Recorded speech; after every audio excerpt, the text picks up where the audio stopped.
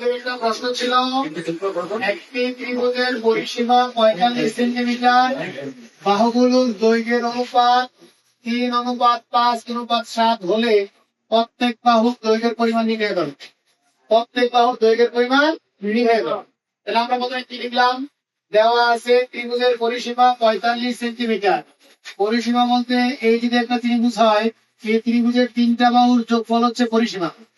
যদি মনে করেন যে এ বি সি একটা ত্রিভুজ, এই ত্রিভুজের তিনটা বাহুর যোগফল হচ্ছে ত্রিভুজের পরিসীমা। তাহলে আমরা এখন কি লিখলাম? যে দেওয়া আছে ত্রিভুজের পরিসীমা 45 সেন্টিমিটার।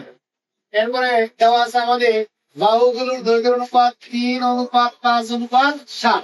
এখন আমরা একটা কাজ করবো, সেটা হচ্ছে এই অনুপাতের রাশিগুলো যেটা দেওয়া আছে 3, 5, 7 এর সাথে একটা চলক x ধরে নিব। লিখবো কি?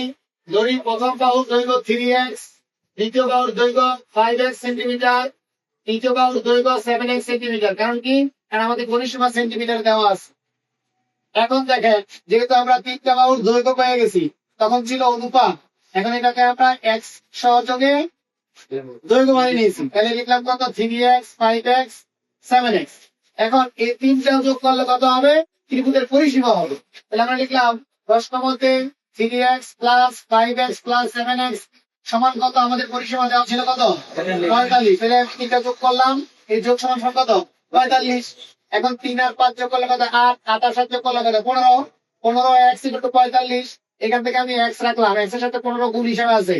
আমরা জানি এক পাশে গুণ থাকলে ওই পাশে গেলে কি হয়? সমীকরণে এক পাশে গুণ থাকলে ওই পাশে গেলে কি হবে? ভাগ হবে। তাহলে 15 দিয়ে আপনি 45 কে ভাগ করে দেন। 3 15 কত? 45। তাহলে x এর মান কত পাইলাম? 3। এখন আমরা ধরছিলাম কত? 3x, 5x, 7x। এই x এর জায়গায় আমরা 3 বসাই দিব। তাহলে লিখবো কি আমরা? প্রথম বাহুর দৈর্ঘ্য 3x, মানে 3x মানে কেমন কত লিখবো? 3। কারণ কি? 3, কারণ x এর মান 3। 3 × 3 কত? 9 সেন্টিমিটার।